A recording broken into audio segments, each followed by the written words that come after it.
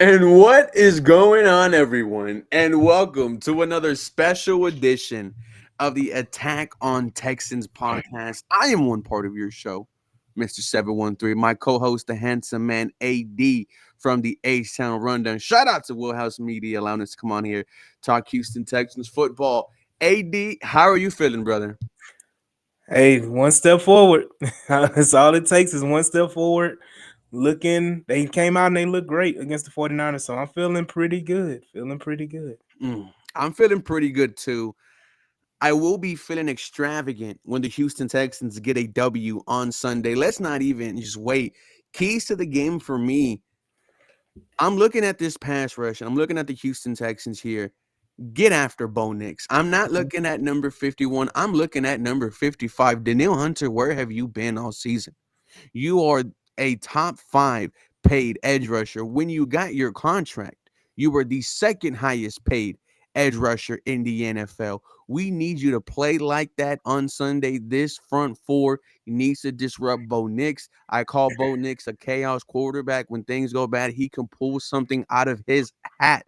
So you got to be disciplined. You got to put him on his back. Pressure the quarterback, AD. Absolutely. And look, yeah, that's your key. I'm gonna go on the opposite end. You know who's on the opposite end for Denver? Nick Mm, Benito. yes. So I need Ariante Ursary and Titus Howard to put your big boy pants on. Go ahead and strap up your cleats. Lace them up all the way. Lace them up tight. I don't need no. I need high. I need mids. I Mm. don't need, I don't need no low cut any kind of cleat. I need you to get ready and be prepared to slow down Nick Benito in that Denver pass rush because it is a monster. I think they have 36 sacks on the year, which is a record at this point in the season for a team to have that many sacks. You got to do what you need to do to stop that pass rush and have a game similar to what you had offensively because of the lack of pass rush. You know that Denver pass rush, I believe it's first in the NFL in sacks, like you mentioned. They are 10 sacks away from from the second spot. So they are running away with getting to the quarterback. This offensive line, AD, it's coming off of its best performance against the San Francisco 49ers, where they not only allowed less than 30% pressure on CJ Stroud's dropbacks, they also allowed 0 sacks. Mm. Now, of course, we gave them their flowers. We were very happy.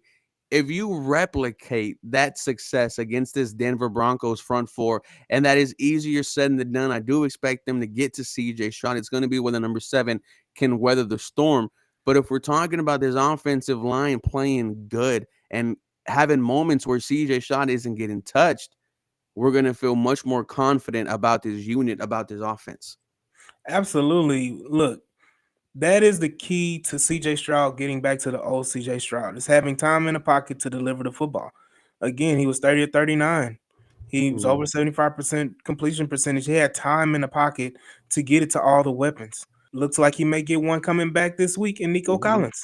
So this is an opportunity for CJ Stroud to continue the dominance that he can, show. So definitely offensive line has to step it up, limit the pressures, communicate, and play as one and do what you did the last few weeks.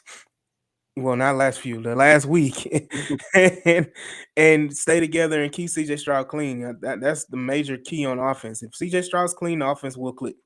Yes, we get number 12 back, Nico Collins, dealing with a concussion. He will not be going against the best cornerback in the NFL, the reigning Defense. defensive player of the year, Pat Surtain. Not placed on IR, but will miss at least 3 games. So the number 2 cornerback, I don't know, his name. He will be Riley going. Moss. Riley Moss will be getting mossed on Sunday from number 12. 12 out there, like 12 out Drewski there says. somewhere. How do you feel about Woody Marks, man, dealing with the calf injury? This kind of scares me a little bit. Thank God it's not a Yeah. hamstring, but it's It close to it. yeah, it's scary because when I hear calf and I think of the Houston Texans, I think of the situation that happened with Christian Harris last year. Mm. That was a calf injury. And it went snowball downhill. It's almost like the Astros medical staff when it comes to calves. Um, so I need them to, proceed with caution, have delicate hands on Woody Marks.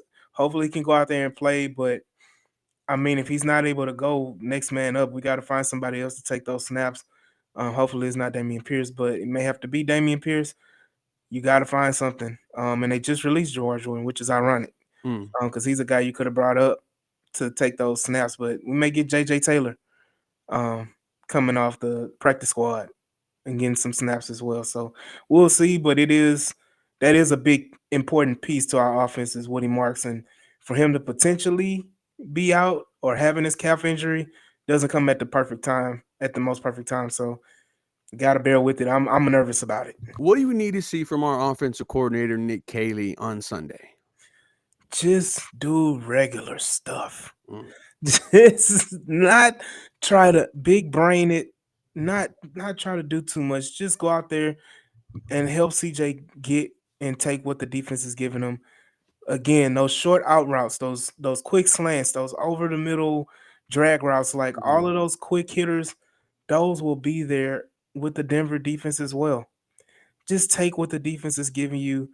Don't try to overthink it. I don't want to see any trick plays. I don't want to see them try to overfeed the ball or force feed the ball to Nico Collins. Let CJ do what he does best, and that's spread the ball around. Keep it the same thing. Keep the train moving, man. Just don't try to do too much. Mm. Don't try to do too much. I was trying to see if we got some type of, update on Woody Marks, but man, I'm hoping he's gonna be okay. We'll find out tomorrow. If he's a full participant tomorrow or limited participant, then I feel like he might be good to go on Sunday. If we see do not practice, we have a big issue because Yeah, it may look like he might not be ready to go. right. And I think he may be limited. He was limited today, which is Thursday. Not hoping we see limited again. If he's limited again, he's likely to play. Mm, Um, so I don't see it, but let's keep our fingers crossed and let's hope and pray that mm. we see good old Woody Marks, not a DNP on the injury report. Moving to the defensive side, AD, what makes Bo Nix so dangerous for the Denver Broncos?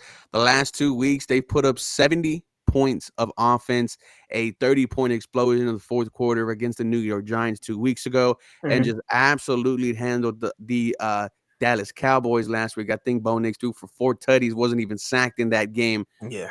What makes Bo Nix so crazy? Um, I think it's the fact that Bo Do you Nix, believe in Bo? absolutely not. Oh. I've seen Bo Nix so much in the SEC at Auburn. He's the same guy. Just Sean Payton is just a wizard. Mm, Like offensively, Sean Payton is making Bo Nix better than what Bo Nix is. We saw Bo Nix melt down many a times last year, and we will see Bo Nix melt down many a times this year. It's just mm, a matter of time. And if we want to be real, okay, you put up 70 points the last few weeks. Cowboys defense dead last, dead last in the league. And then the New York Giants, one of the worst defenses in the league. Like it doesn't help that these defenses are doo doo. mm. They played the Miami Dolphins, the New York Jets, again the Cowboys and Giants. Like all these defenses are terrible, terrible as Charles Barkley would say.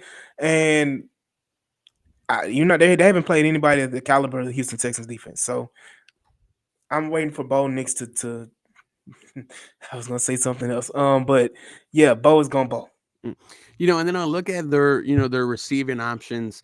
Um, Marvin Mims, their guy from Houston, shout out to him, Hmm. won't be playing in this game. Got a concussion late, and I mean late in the fourth quarter. Cortland Sutton, he doesn't scare me. I like that matchup against him and Derek Stingley. Troy Franklin, one of my draft crushes out of Oregon, but just the Tank Dell PTSD was there. He had a good game last week.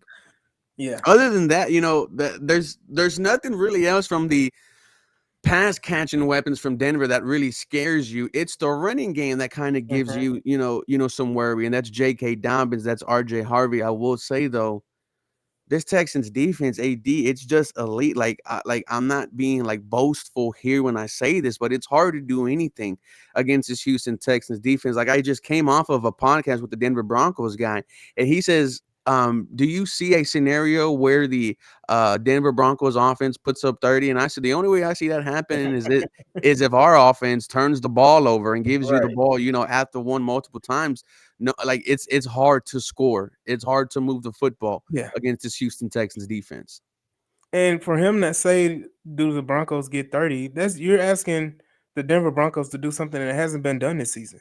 Mm. I mean, the Houston Texans have given up 19 to the Rams, 20 to the Buccaneers, 27 to the Seahawks, then 0 against the Titans, 10 against the Ravens, and here we go, 49ers. They only scored 15 points when they were been averaging 20 something plus points a game. You're asking a miracle at this point. Mhm. Houston Texans average top in the league. I think they've given up 121 points total out of what 6, 7 games now. And you're yeah, come on now. So like let's be real, man. Denver will have to, like you said, it will have to be a lot of turnovers from Houston offense, and Denver would have to just go, you know, Nuclear. nuclear balls to the wall and just score every possession for them to put 30. Um, I don't think that's happening. I don't think they get close to 30. No, I think it's gonna be, a close defensive game. Hmm. I Old just school will game. I I just will say though, is there a chance this offense figures something out, AD, right? Because when you look at it from a grand scope of things, you see shout out to Odie. You see the Titans game, Hmm. you see the Ravens game, you see the 49ers game. So 3 out of your last 4 games, you put up 25 plus points. Hmm. Only outlier, Seattle, give them their flowers. They kicked your ass. Could there potentially be a scenario where the Houston Texan offense goes out there on Sunday and it looks similar to what it did against San Fran? I think that it would be similar in a sense that I think that the opportunities will be there for CJ to take. Using a Jalen Noel, using a Xavier Hutchinson, using a Jaden Higgins. Hmm. So those guys, and Nico Collins is back. I think if you follow the game plan, opportunities are there. If you go and take what's there, not try to have CJ do 7, 8 step drops where you waiting on Nico Collins to get open 20, 30 yards down the field.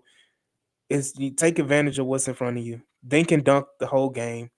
And Death just by a thousand death cuts. by 1,000 cuts, man, and just get down the field and you can have success. Now, you saying you scoring touchdowns every drive? No, that's not how it works. But do I see them going down and putting up 20 plus points against Denver? It's very much so possible. And you're home, you're at home. So you got to take advantage of the home cooking and do what's needed. And I think if the Texans can score 25 or plus 26 points, 27, it's not going to be a close game. Mm. And that's just the only if. Give me a score prediction for this game and how do you see it being played out? I got the Texans, like I said, winning this game.